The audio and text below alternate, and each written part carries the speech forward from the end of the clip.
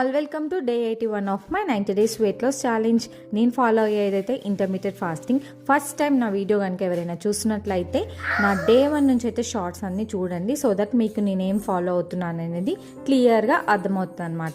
మనం ఏదైనా గోల్ పెట్టుకున్న తర్వాత అది అచీవ్ చేసి ఆగిపోవడం కాదు, మనల్ని మనం ఇంకా పుష్ చేసుకోవడం అయితే చాలా ముఖ్యము. గోల్ రీచ్ అవ్వడం విషయం ఒకవైపు అయితే, ఆ గోల్ని దాటిపోవడం అయితే గొప్పతనం. సో మనకు గోల్ సెట్ చేసుకుంటాం కదా, రీచ్ అయ్యాం కదా అని స్టాప్ అవ్వకుండా ఇంకా అచీవ్ చేయడానికి మనమైతే ట్రై చేయాలి. ఈరోజైతే నేను కూడా నా టార్గెట్ని దాటేసా. ఏమైందో అయితే మొత్తం చూసేయండి. మార్నింగ్ అయితే ఫ్రెష్గా వామ్ వాటర్ తాగేసి వాకింగ్ అయితే ఫినిష్ చేశాను. ఇంకా కిందికి వచ్చాక ఇంకా సతీష్ అయితే నాకు యాపిల్ సైడర్ వెనిగర్ వాటర్ అయితే పెట్టిస్తే నేనైతే తాగేసిన. ఇంకా ఫ్యామిలీ సపోర్ట్ ఉంటే వెయిట్ లాస్ జర్నీలో ఇంకా ఈజీ అవుతుంది కదా. ఆ తర్వాత చియాసిస్ వాటర్ తాగి బ్రేక్ఫాస్ట్కి అయితే హెల్తీగా రాగి జావ అయితే తీసుకున్నాను. ఇంకా లంచ్కి అయితే ఈరోజు నేను చాలా హెల్తీగా అయితే ప్లాన్ చేసుకున్నాను. పాలకూర మెంతికూర కొంచెం ఉంటే ఇంకా అవి రెండు వేసి, ఇంకా మ్యాంగో సీజన్ కాబట్టి మ్యాంగో వేసి అయితే పప్పు చేశాను.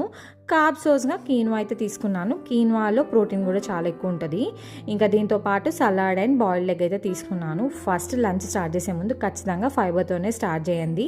కీన్వా వెయిట్ లాస్కి అయితే చాలా మంచి ఆప్షనే.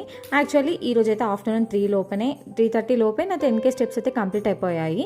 కానీ నేను అక్కడితోనైతే ఆగలేదు. ఈవినింగ్ కూడా వాకింగ్కి వెళ్ళేసి టోటల్గా ఈరోజు 16,000 స్టెప్స్ అయితే కంప్లీట్ చేశాను. నా ఎనర్జీ లెవెల్స్ చూసి నాకే చాలా హ్యాపీగా అనిపిస్తుంది. అసలు 5K స్టెప్స్కే టైర్డ్ అయిపోయాను నేను. కంప్లీట్గా హోల్ డేలో ఒక్కొక్కసారి అయితే 18K స్టెప్స్ కూడా చేయగలుగుతున్నా. నైట్ జీరసం పౌడర్ అయితే డే ఏం చేశాను. వీడియోస్ నచ్చితే ప్లీజ్ సబ్స్క్రైబ్ అండ్ బాయ్.